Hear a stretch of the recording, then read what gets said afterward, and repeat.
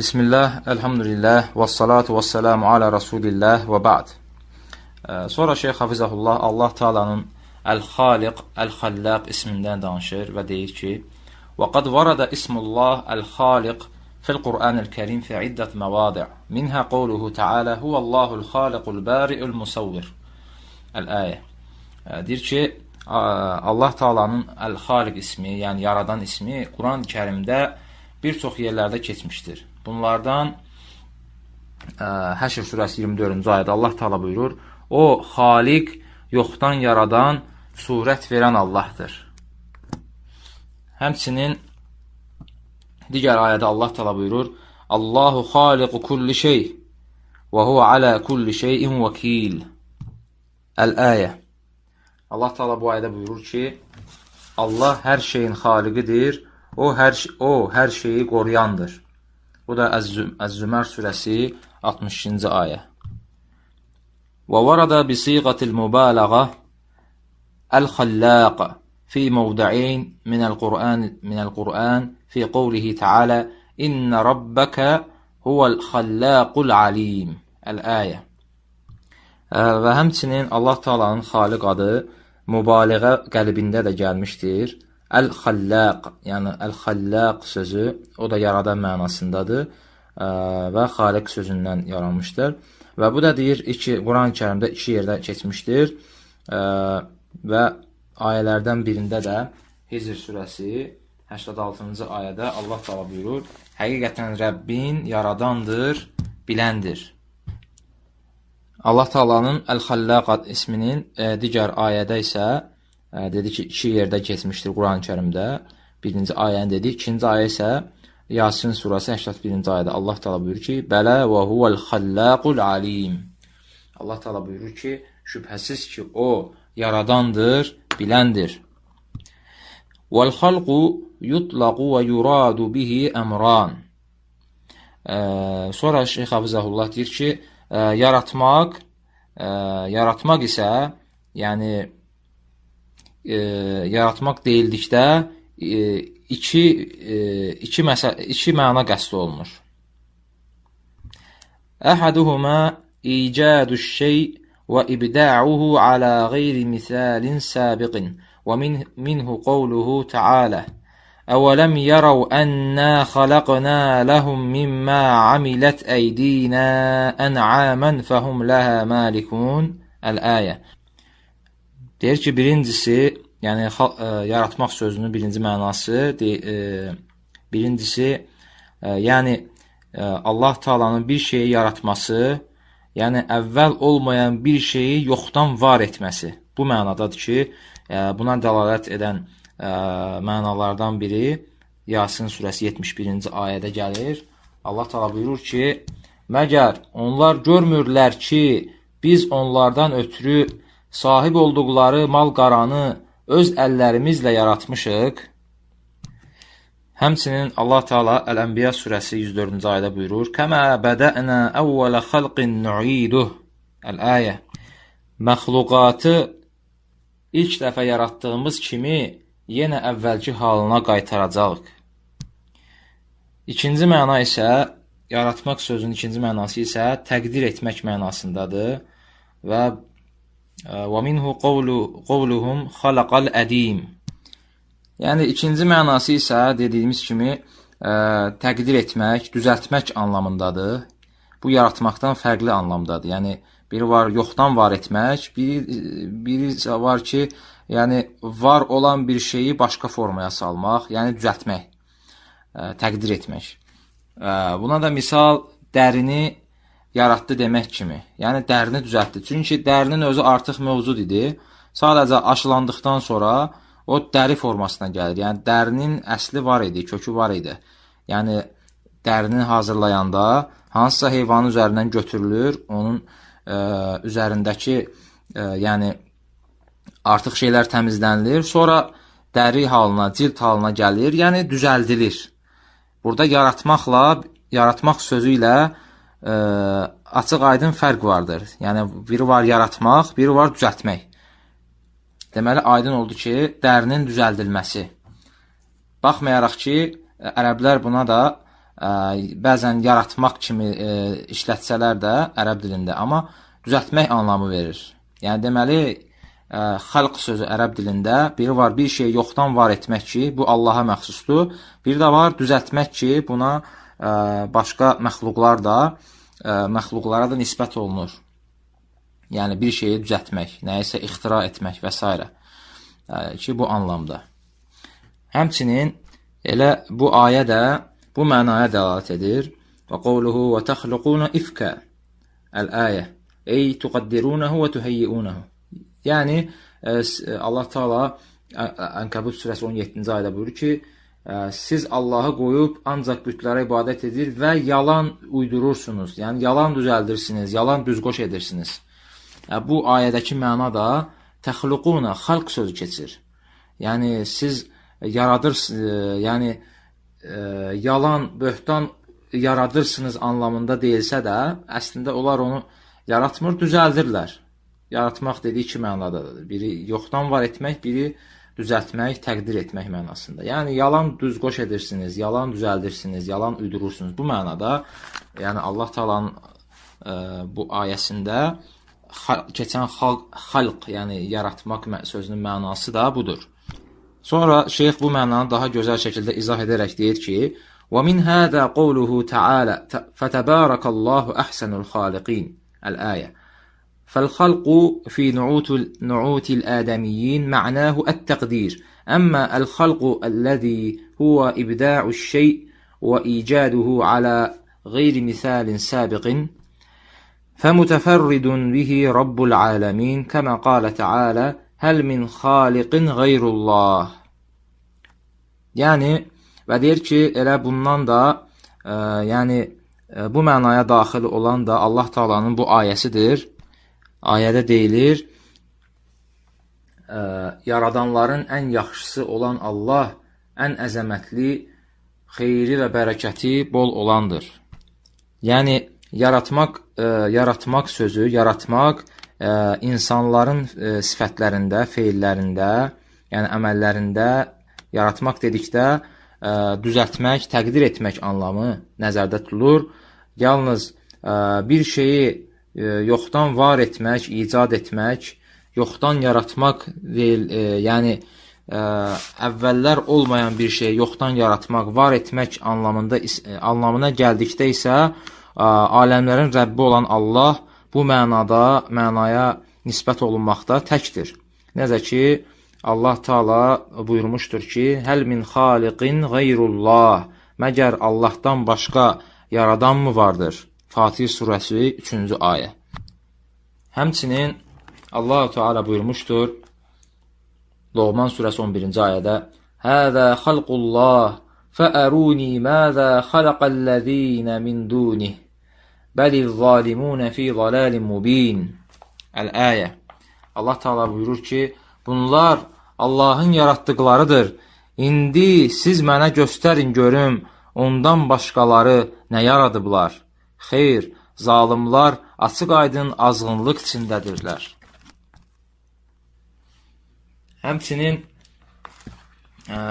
sonra buyurur, və fil ayə təhaddin li cəmi'il xalq بل أثبت سبحانه عجز الناس أجمعين ولو اجتمعوا عن آخرهم عن خلق ذباب واحد وهو من أضعف الحيوان وأحقره. قال تعالى يا أيها الناس ضرب مثل فاستمعوا له إن الذين تدعون من دون الله لن يخلقوا ذبابا ولو اجتمعوا له وإن يسلبهم الذباب شيئا لا يستنقذوه منه ضعف الطالب والمطلوب ما قدر الله حق قدره إن الله لقوي عزيز. Əl-ayə. Deyir ki, Allah Teala bu ayədə bütün yəni məxluqata meydan oxuyur, insanlara ki, yəni misal çəkərək ki, Allah Teala bütün insanların acizliyini sübut edir və insanlar hər biri ən zəif və ən kiçik heyvanlardan biri olan, həşəratlardan biri olan milçəyi belə bir milçəyi belə yarada bilməz. Əgər bütün insanlar əvvəlindən axırına kimi toplansalar, bir milçəyi belə yarada bilməzlər. Və Allah Taala Həc surəsi 73-74-cü ayədə misal çəkər, məhz bunu misal çəkərək buyurur: Ey insanlar, sizə bir məsəl çəkilir, onu dinləyin. Şübhəsiz ki, Allahdan başqa ibadət etdikləriniz bir milçək belə yarada bilməzlər. Hətta bunun üçün bir yerə yığışsalar belə, əgər milçək onlardan bir şey götürüb aparsa, bunu ondan geri ala bilməzlər. İstəyən də aciz qalar, istənilən də. Onlar Allahı lazımınca qiymətləndirmədilər. Şübhəsiz ki, Allah qüvvətlidir, qüdrətlidir. Sonra deyir ki, ثُمَّ إِنَّ خَلَقَ اللّٰهِ لِهَذِهِ الْمَخْلُوقَاتِ لَمْ يَكُنْ لَهْوًا أَوْ عَبَثًا أَوْ لَعِبًا. Sonra deyir Allah Taala'nın yəni bu məxluqları yaratması heç də boşu-boşuna əbəs yerə və oyun olaraq yaradılmamışdır. Tənəzzəhər Rabb və təqəddəsə ən zəlik. Allah Taala belə bir şeydən uzaqdır və pakdır. Əl-Müminun surəsi 115-116-cı ayələrdə Allah Taala buyurur: Əfəhəsibtum ənəmə xalaqnakum abətə Əfəhəsibtum ənəmə xalaqnakum abətən və ənəkum ileynə la turcaun Fətəaləllahul məlikul haqq La ilahə illə huvə rabbul arşil kərim. Yoxsa elə hesab edirdiniz ki, sizi əbəs yerə yaratmışıq və siz heç vaxt bizə qaytarılmayacaqsınız. Haqq hökümdar Allah hər şeydən ucadır.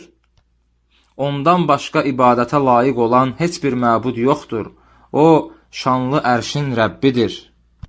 Sonra deyir ki, Bəl xalaqa subhanahu əl-xalqa liya'rifuhu və ya'buduh. Əksinə, Allah Taala məxluqatı yaratdı ki, onu tanısınlar və ona ibadət etsinlər. Və dəlilul əvvəl qovluhu Teala. Və deyir ki, buna da birinci dəlil Allah Taala'nın bu ayəsidir. Talaq surəsi 12-ci ayədə Allah Taala buyurur ki, Allahu'l-ləzi xalaqa səb'a səmavati və minəl ardı misləhunə yətənəzzəlul əmru beynəhunə lita'ləmu ənəllaha alə kulli şeyin qadirun və ənəllaha qad əhata bi kulli şeyin ilmə. Əl-əyə. Allah Taala bu ayədə buyurur: 7 göyü və yerdən də bir o qədərini yaradan Allahdır. Vəhiy onların arasında ona görə nazil olur ki, Allahın hər şeyə qadir olduğunu və Allahın hər şeyi elmi ilə əhatə etdiyini biləsiniz. Buna ikinci dəlil isə Allah Taala'nın bu ayəsidir. وَمَا خَلَقْتُ الْجِنَّ وَالْإِنْسَ إِلَّا لِيَعْبُدُونَ Əl-Əyə. Əz-Zəriyat surəsi 56-cı ayə. Allah Taala buyurur ki, mən cinləri və insanları yaratdım ki, yalnız mənə ibadət etsinlər. وَقَدْ ضَلَّ أَكْثَرَ الْخَلْقِ فِي هَذَا الْبَابِ. Və deyir ki, yəni artıq insanların bir çoxu bu məsələdə yəni azmışlar. فَعَرَفُوا أَنَّ الَّذِي خَلَقَهُمْ هُوَ اللَّهُ وَحْدَهُ لَا شَرِيكَ لَهُ وَأَنَّهُ وَحْدَهُ سُبْحَانَهُ تَفَرَّدَ بِخَلْقِهِمْ وَخَلَقَ السَّمَاءَ وَالْأَرْضَ وَالْجِبَالَ وَالْأَشْجَارَ وَغَيْرَهَا مِنَ الْمَخْلُوقَاتِ وَمَا هَذَا الْإِقْرَارُ صَرَفُ الْعِبَادَةِ لِغَيْرِهِ وَهَذَا هُوَ مَعْنَى قَوْلُهُ تَعَالَى وَمَا يُؤْمِنُ أَكْثَرُهُمْ بِاللَّهِ إِلَّا وَهُمْ مُشْرِكُونَ. Və deyir ki, bu insanlar bilirlər ki, onları yaradan, tək olan və şəriksiz olan Allahdır və Allah Taala bütün nöqsanlardan uzaqdır və Allah Taala göyləri və yerləri, dağları, ağacları və başqa məxluqatları yaradılmışların yaradıcısı olandır. Və onların bunu təsdiqləmələrinə baxmayaraq, yəni insanların çoxusu yəni ibadəti Allahdan qeyrisinə etdilər və bu da bu ayənin mənasıdır ki, Allah Taala Yusuf surəsi 106-cı ayədə buyurur: onların çoxu ancaq şərik qoşaraq Allaha iman gətirir. İbn Abbas bu ayənin təfsirində deyir ki, onların imanlarındandır ki, onlara deyildiyi zaman ki, səmanı kim yaradıb, göy üzünü, yeri kim yaradıb və dağları kim yaradıb soruşsan, onlar deyərlər ki, Allah yaradıb. Və bu halda da onlar Allaha şərik qoşurlar yenə də. Sonra deyir ki, وَيُكْثِرُ فِي الْقُرْآنِ الْكَرِيمِ الْاِسْتِدْلَالِ عَلَى الْكُفَّارِ بِاعْتِرَافِهِمْ بِأَنَّ اللّٰهَ وَحْدَهُ هُوَ الْخَالِقُ الرَّزَّاقُ الْمُنْعِمُ الْمُتَصَرِّفُ على وجوب إفراده وحده بالعبادة وإخلاص الدين له. Deyir ki, və Quran-ı Kərimdə ayələr çoxdur ki, yəni Allah Taala dəlil gətirir ki, kafirlər etiraf edirlər ki, həqiqətən də Allah təkdir, yaradan odur, ruzi verən, nemət verən, hər şeyi idarə edən Allahdır. Və onlar onun ibadətdə və dini ona xalis edərək, ona ibadət etməkdə, təkləşdirməkdə də, yəni bunun vacib olduğunu da təsdiqləyirlər. Necə ki Allah Taala buyurur: "Və la in sa'altahum man xalaqas semawati vel arda və saxxaraş-şemsə vel qamara la yaqulunallah." Yəni deyir ki, əgər sən onlardan soruşsan ki, göyləri və yeri yaradan, günəşi və ayı saxlayan kimdir? Onlar deyəcəklər ki, Allahdır. O zaman ki deyir: "Fələmmə zəkara iqraruhum bihəzə və bəxəhum munkaran aleyhim şirkuhum biqawli fəənnə yufakun." Və deyir, o zaman ki onlar bunu təsdiqləyirlər ki, bütün bunlar Allahın əlindədir, Allahın izni ilə olur və Allah Taala bunu təsdiqləyib üz döndərmələrini, yəni buna görə onları məzəmmət edir, onları pisləyər, onların bu şirkinə görə, Allaha ortaq qoşmalarına görə, Allaha şərik qoşmalarına görə sonra deyir ki, fəənnə yufakun. Necə olur ki onlar üz döndərirlər. Yəni bütün bunları bilə-bilə insan necə Allahdan üz döndərə bilər? Onu yaradan, onu heç yoxdan yaradan Allahı necə inkar edə bilər? Bütün bunların yəni həqiqət olduğunu bilə-bilə insan necə öz Rəbbindən üz döndərə bilər? Elə isə biz insanlar dərk etməliyik ki, Allah Taala bizi ona ibadət etmək üçün yaradıb. Ona görə də gəlin özümüzü aldatmayaq. Bu fani dünyada keçən günlərimizi boşu-boşuna batil əyləncələrlə keçirməkdənsə, Rəbbimizə tərəf dönək, tövbə edək və ona ibadət edib onun layiqli qullarından olmağa çalışaq.